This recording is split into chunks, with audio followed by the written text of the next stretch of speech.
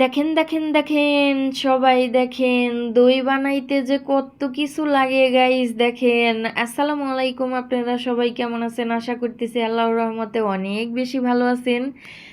তো এই যে কতগুলা জিনিসপত্র লাগে গাইস দই বসাইতে।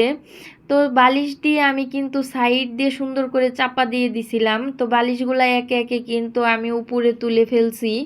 তো এখন কিন্তু একের পর এক আবার কম্বলগুলো তুলে ফেলছি গাইস। গরমের মধ্যে কম্বল দেখলেই জানি কীরকম লাগে। তো অলরেডি কিন্তু 3টা কম্বল আমি সরিয়ে ফেলছি। এখন কিন্তু 4 নাম্বার কম্বলটা আমি তুলে ফেললাম গাইস। দই বসাইতে 4টা কম্বল আমি ইউজ করছি, তারপর সাইড দিয়ে আবার বালিশ দিয়েছি। তো পাতলা সুতি ওড়না নিচে দিছিলাম যাতে জানি একটু দই লাগলেও জানি ওড়নাটা ধোয়া যায়। তো তারপরে কিন্তু ওড়নাটা সরিয়ে আমি কিন্তু ওড়নাটা পরিষ্কার সুতি একটা ওড়না দিয়ে দিয়েছিলাম।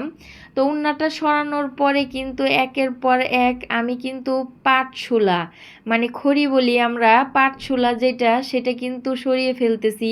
তো আমার মা এই পাটশোলাগুলো গ্রাম থেকে আইনা দিছিল অনেকগুলা।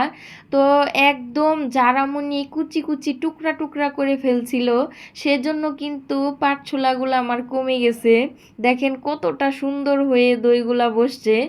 সেই পাটছোলা ওই মানে হচ্ছিল না, এর কারণে কিন্তু আমি ভাতের নাকর, তারপরে কাঠের চামচ ওগুলা দিয়ে কিন্তু আমি ঢাকা দিছিলাম।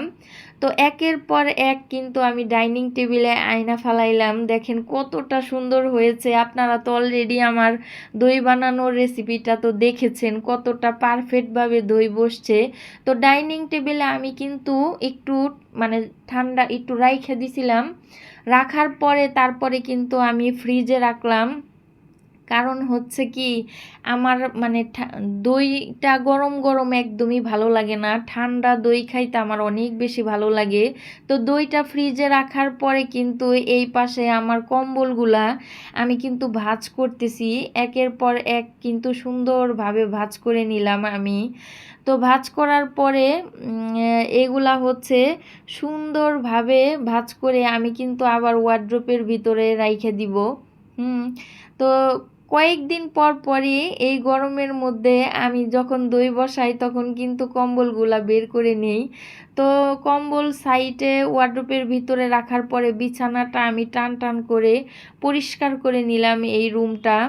তারপরে হচ্ছে আমি কিন্তু যে মানে দই বানানোর দুধের পাতিলটা যে জাল করছিলাম সেটা কিন্তু অনেক শক্তভাবে সাইড দিয়ে লাইগা ছিল, এর কারণে রাতের দিকে কিন্তু আমি ধুইতে পারি নাই। তো এখন আমি ভালোভাবে পানি দিয়ে রাইখে দিছিলাম, সেটা এখন ভালোভাবে ধুয়ে নিলাম। তো দেখেন দইটা যখন ঠান্ডা হয়ে গেছে, তো ঠান্ডা দই আমার আর তোর সইতেছিল না খাওয়ার জন্য। তো আমি কিন্তু মুড়ি, হ্যাঁ মুড়ি দিয়ে খাওয়া শুরু